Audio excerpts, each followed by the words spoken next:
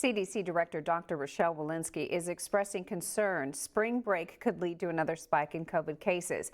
They're urging people not to travel. This comes as travelers are descending into the Coachella Valley with many more people out and about as some restrictions start to relax. News Channel 3's Shelby Nelson is live in one of the valley's tourist hotspots, downtown Palm Springs, with more on the uptick in travel. Shelby.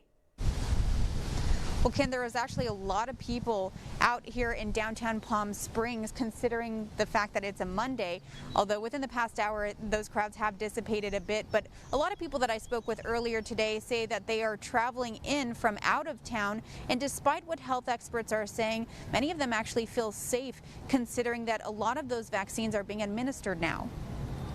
After a month-long quarantine, people are flocking to the desert. We are from Connecticut. Okay, and what brought you out here today? Spring break. From Gilbert, Arizona. Dropping off my daughter. Our family gathered here and she's returning to Seattle. Head to downtown Palm Springs and you can see it for yourself. People from out of town descending onto the tourist destination. We welcome the tourists because as a tourist economy, we need the tourists to survive. Christy Garneau at the store Coco and Lulu says this past weekend downtown was full of visitors. The last week, we probably up about 10%. A lot more people are out.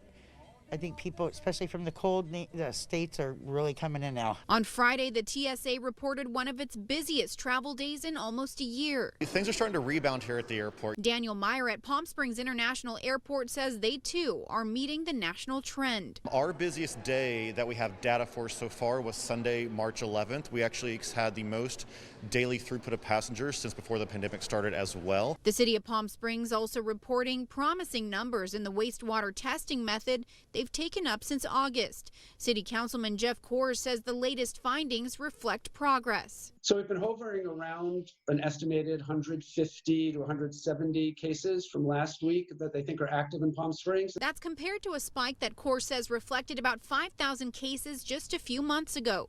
Numbers also showing a slight increase last week. We did see some evidence, what appears to be the South African variant in the wastewater. So that'll get tested again this week. Despite an overall decline in numbers, of course, with the variants coming that are more contagious, we want to keep everyone healthy, we want to keep everyone alive, and we want to keep our businesses open.